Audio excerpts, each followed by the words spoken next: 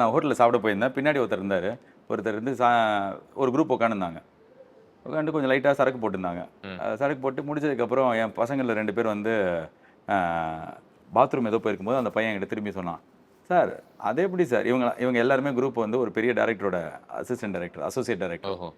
அது எப்படி சார் இந்த டேரக்டரை விட்டு அவர் டேரக்டர் பேர் சொல்லி, சூர்யா சார் உங்கள் படத்தை போய் பண்ணார், அப்பா தெரியலையப்பா அப்படின்னு சொல்லிட்டு அவள் தான் முடிஞ்சிச்சு. ஆனால் இப்போ நீங்கள் கேட்குறதும் ஆல்மோஸ்ட் அதுதான். இவ்வளோ பேர் இருக்காங்க எப்படி, இதெல்லாம் நான் பிளெஸ்ஸிங்காக பார்க்குறேன். இதெல்லாம் பிளெஸ்ஸிங். அது தாண்டி என்ன அப்படின்னா, நீங்கள் செம்மையாக வேலை செஞ்சீங்க, இன்டெகிரிட்டியோட வேலை செஞ்சீங்கன்னா இட் ஷோஸ். ஏன் கூப்பிட்டாங்க அப்படின்னா, இவன் பயங்கரமாக வேலை செய்வான் அப்படின்ற, நான் வெளில போய் சொல்லலை, நான் இந்த கதை பண்ணுறேன், என்கிட்ட இருக்குது, வாங்க என்ன கேளுங்கலாம் சொல்லலை. I am now ready to work with star அப்படின்ற மாதிரி. Somewhere I believe you are your best representative, your energy is your best representative. இப்போது வரைக்கும் ஐ ஆல்சோ டோன்ட் நோ ஏன் சூர்யா சார் வந்து என் கூட படம் பண்ண ஒத்துக்கிட்டாருன்னு எனக்கு தெரியாது. நான் இதை பிளெஸ்ஸிங்காக பார்க்குறேன், இல்லை சில பேர் லக்காக பார்க்கலாம், இல்லை பேர் இவனுக்கெலாம் அடிச்சது பாருன்னு பார்க்கலாம்.